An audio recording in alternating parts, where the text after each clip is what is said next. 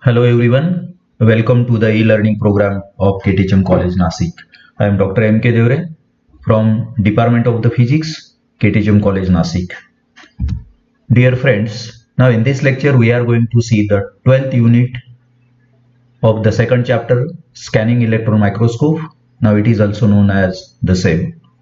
Now friends, in the previous lecture we have studied about the one of the characterization technique, the ultraviolet and visible absorption spectroscopy. And now in this lecture, we are going to see in details about the scanning electron microscope. The scanning electron microscope having the very important industrial applications, biological applications, and the research applications.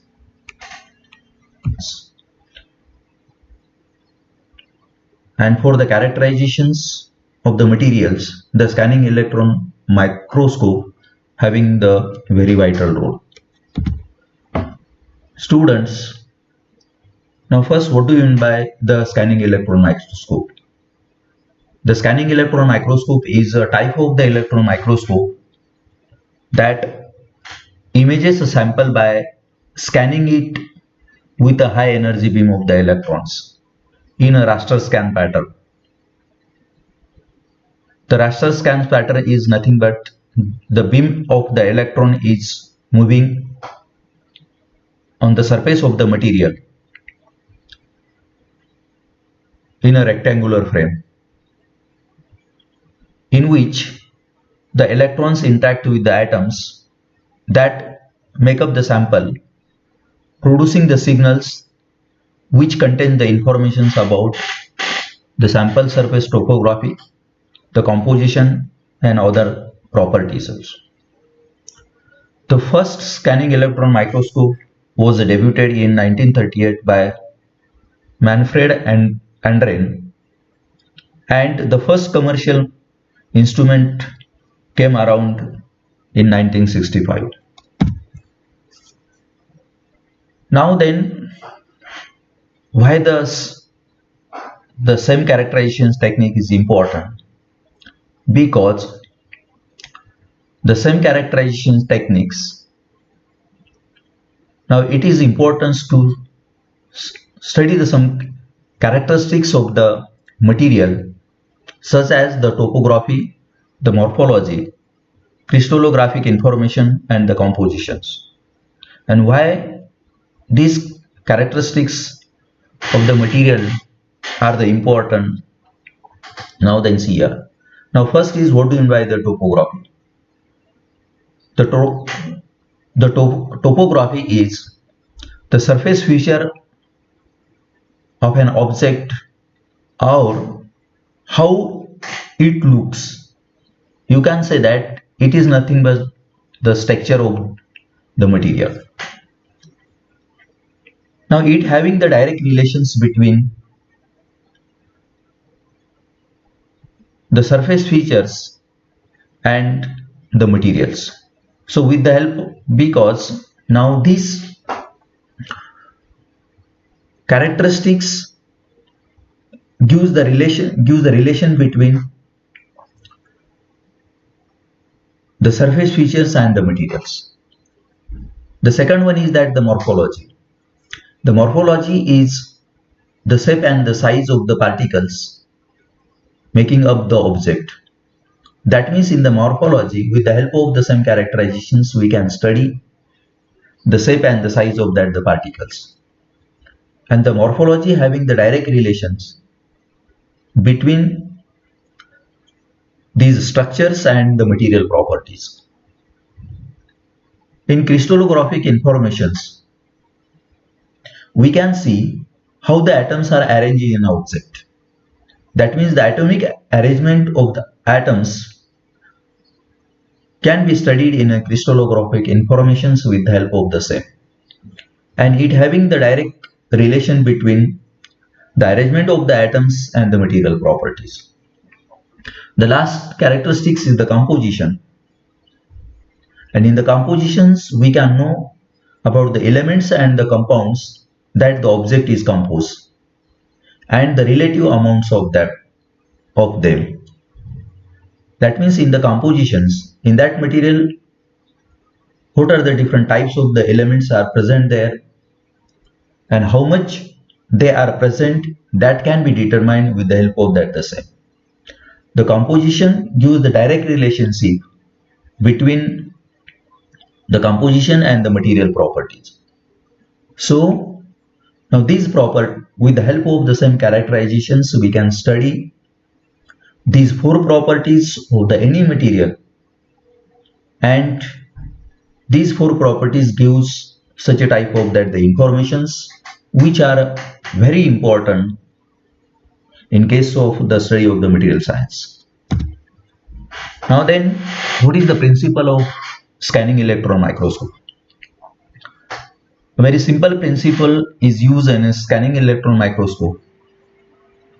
The same is the type of the electron microscope that images a sample by scanning it with a high energy beam of the electrons in a raster scans pattern. I just told you that now in a scanning electron microscope there is the high energy beam of the electrons and which moves on a surface of the material in a raster scan pattern. Now in this process, the electrons interact with the atoms that make up the sample, producing the signals that contain the informations of the sample, such as the surface topography, the composition, and the other properties such as the electrical conductivity. Now see here in this figure we can see that now this is the beam of the electrons. Now this beam of the electrons, when incident on the surface of the material, now that times it emits the another types of that the signals, and that signals are detected by using the suitable types of that the detector. Now this beam of that the electrons are moving on the surface of the materials which is in a raster scans pattern, and during that the process, now when the another type of that the signals get emitted from the surface of that the material that are useful to provide the information such as the surface topography, composition, and other properties of that the material. The scanning electron microscope uses a focused electron probe to extract the structural and the chemical information by the point from the region of the interest in the sample. So now in this case here, this is the electron probe which having the very narrow dimensions, and it is used to extract the structural and the chemical informations point by the point from the region of the interest in the sample. So you have to remember what is the basic principle in a use in a scanning electron microscope. Now then see here, when the beam of that the electrons strike on the surface of that the material, then what will happen here? In the scanning electron microscope, when a beam of that the electrons is focused on a sample surface, then there is the resulting in the number of different particles or the waves being emitted. Now then, which are the different types of the waves are emitted from the surface of that the material? Now see here, now there are the emission of the secondary electrons, the backscattered electrons, the continuum X-rays, the Auger electrons, the characteristics, the X-rays, and the cathodoluminescence. But now in case of the same characterization techniques, now basically the secondary electron, backscattered electrons, and the X-ray, these are three types of the emitted radiations are used for the detections of the different types of the characteristics of the surface material. Now then here we are going to see in details about these three types of the radiations from the material when the electron beam interacts with that the material. Now the first one is the secondary electrons. Now then how does the secondary electrons get produced? When the beam of the electron is incident on the surface of a sample, it interacts with the atoms or near the surface, and during the interaction small energy transfers between the electrons from the beam to the orbiting electrons of the atoms in the sample. That means there is the transfer of energy from from the primary electrons, that is the incident electrons, to the orbiting electrons, and due to the energy transfer causes the orbiting electrons to leave the atoms and becomes the secondary electrons, which are the low energy electrons. And now here is the inelastic type of the scattering, and in this way the secondary electrons are produced in this process.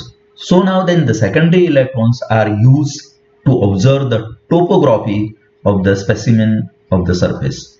So remember that how the secondary electrons get produced due to the incident beam of the electrons, and why why the secondary electrons are useful. So remember, the secondary electrons are uh, useful to observe the topography of the specimen of the surface. Now then the second one is the backscattered electrons. Here the backscattered electrons are the electrons that have passed close to an atomic nucleus. Now see here, now in this case here, this is the primary electron beam. Now when it get passed from the nucleus, and at that times it get reflected, or you can say that there is the backscattered from the sample, and that scattering is the elastic type of the scattering. So now in this way the backscattered electrons are produced. The backscattered electrons having the high energy electrons. Now then, why these backscattering electrons are used? The backscattering electrons are used to produce a different kind of the images, and such images uses a contrast to tell us about the average atomic number of the sample. So with the help of the backscattered electrons, we can obtain the average atomic number of the sample. The second one is that the backscattered electron images can provide the informations about the distribution of the different elements in the given sample. So remember about that, how the backscattered electrons get produced and why these backscattered electrons are useful in this characterization technique. And the third one is that the characteristics X-ray. Now see here, when the energy of the electron beam removes from an electron from the inner shell of the atoms of the sample, then the characteristics of the X-ray are emitted. That means now in this case here, see here, this is the beam of the this is the incident electron beam, and it removes the electron from the inner shell of the atoms of the sample. At that times it produces the characteristics X-rays. Now then, why these characteristics X-rays are useful? These characteristics X-ray are used to identify the composition and measure the abundances of the element in the sample. So here for the elemental analysis of that material, so the X-rays are very useful. So remember how these three types of the waves get produced, and what are the application or why these three radiations are useful in the same characterizations. Now then we are going to see in details about the instrumentations of the same characterizations. Now here these are the two schematic diagrams of the same characterization techniques. You can use any one. Basically it consists of the four elements. The first one is that the electron optical system. Now then here the first one is the electron optical system. Now it consists of the electron gun, the anode, the two condenser lenses and the objective lenses, and also the XY scanner coil also. The second one is the specimen stage. Now here the specimen is placed on that the platform. The third one are the detectors. Now to collect the secondary electrons, the backscattering electrons and the X-rays, the detectors are used here. The fourth one is the image display unit. The secondary electrons, backscattering electrons and the X-ray collected by the detectors. Now then these signals will be analyzed by using the image display unit. Now see here, this is now in which the amplifiers and the computer system is useful. It produces the different types of that the images. And fifth one is that the vacuum system. So the whole system is inside that the vacuum system. So the vacuum is very important. Now then we are going to see in details about these all these different types of that the elements in the same character instruments here. The first one is that the electron beam. Now see here, now in this case here, the electron beam, the electron gun is useful to produce the electron gun. Now in which the electrons are emitted from the filaments. Now the filaments is made up of the tungsten wire, and it get heated. During that heating, it emits the number of that the electrons, and these electrons get accelerated by the anode, because the anode having the high positive potential, the electrons having the negative charge. So the electrons get attracted and they get accelerated towards the anodes, and so there is the formation of the fine formation of that the beam of the electrons here. So basically the electron beam is used to produce the beam of the electron gun is useful to produce the beam of the electron. Now then next element is the magnetic lens system. Now it consists of the two condenser lenses, the objective lens and the XY scanning coil here. Now the condenser lenses is a lenses placed at right below the electron gun and is used to adjust the width of the electron beam as per the requirement. So here the width of the electron beam can be adjusted after passing through these two condenser lenses. So here the condenser lenses control the intensity of the electron beam which is reaching to the specimen. The object lens bring the electrons beam into the focus on the screen. So here, and next one is that the objective lens, and it is used to focus the beam of that the electron.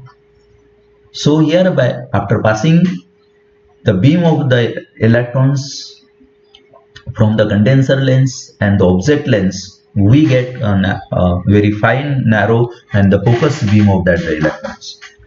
The scanning coils deflect the electron beam horizontally and vertically over the surface of that the specimen, because and this motion of that the electrons along the x direction and the y direction is called the rastering pattern.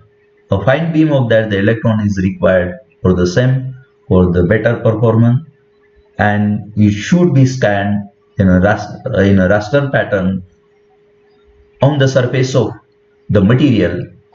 So we need such a type of that the arrangement, or such a type of that the arrangement is very necessary in a same characterization techniques. The next one is the specimen stage, or that the chamber. So it receive and support the specimen. Now see here the specimen is placed on this support here, so we can say that the specimen stage here. Now in this case here we can also move that the specimen horizontally also, or in the vertically also. Now then next are the detectors here. The detectors are having the very important role, because for the formation of the different characteristics, or to study the different characteristics such as the topography, the morphology, the surface or the elemental compositions, we need to detect the three types of the radiation, such as the secondary electrons and the backscattered electrons and the X-rays. So the different types of the detectors are very useful. The first one is the first detector is used to detect the secondary electron detector. Now it is used to detect the secondary electrons which are emitted from the specimen here. The secondary electrons are detected by using such a type of the detector where the scintillators are used here. Now in this case here, now this is the schematic diagram of the secondary electron detectors. Now in which, now see here, now this is the sample from which the secondary electrons are emitted. Now these secondary electrons are incident on the scintillators. Now then there is the very high positive voltage is applied, and that means near about the 10 kilovolts, which attracts the secondary electrons, and these electrons will be get by using this when the secondary electrons get attracted toward the scintillator. Now then by using the photomultiplier tube, now see here the light is directed to a photomultiplier tube, and this photomultiplier tube convert these electrons into the electrical signal, and so that signals will give to the signal processing unit. So remember that by using such a type of the arrangement, we can detect the secondary electrons. Then the backscattered electron detector. Now it is used to detect the backscattered electrons from the specimen. Now we have seen in a schematic diagram, the backscattered electron detector is mounted below the object lens pole pieces and centered around the optic axis. The third one is the X-ray detector.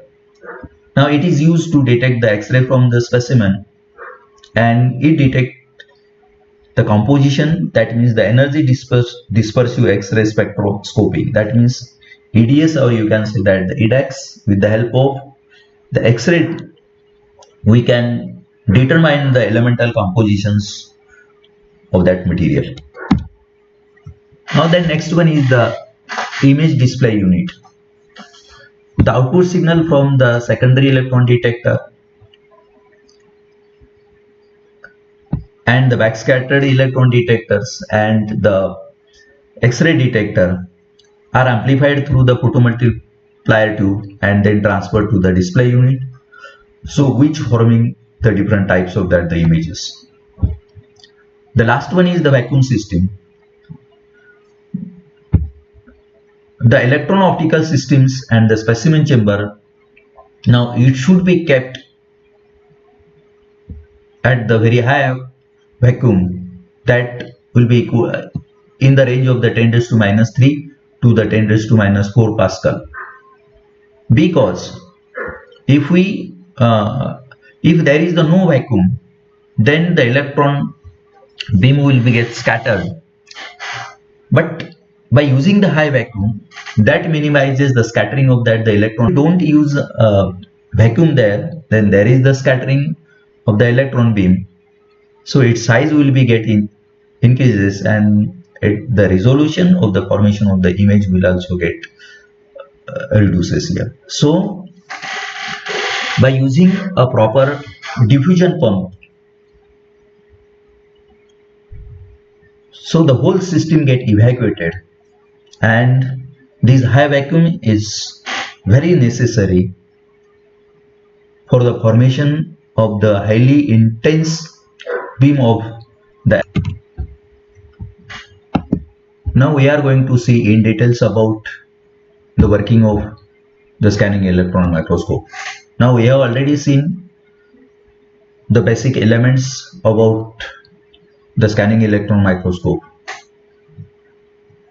The electron gun produces the beam of the electrons having the energy in the range of 0.2 to 40 electrons volt. When the filament or the cathode heated, then it emits the beam of the electrons. These electrons will be get accelerated towards the anode, which is at the high positive potential. Then the beam will travel through the lenses and the electromagnetic fields. Now here the three types of the lenses are used, the two condenser lenses and the third one is the object lens. Now after passing the beam through the two condenser lenses and the object lenses, we get the fine focus beam of the electrons having the very narrow diameter, which is in the range of the 0.4 to the 5 nanometers. And this fine beam of the electrons will be moved towards the surface of the sample. Now by using the electromagnetic deflection system, now here the mechanism of the deflection coils which guide the beam so that it scans on the surface of the sample in a rectangular frame, or you can say that in a raster pattern.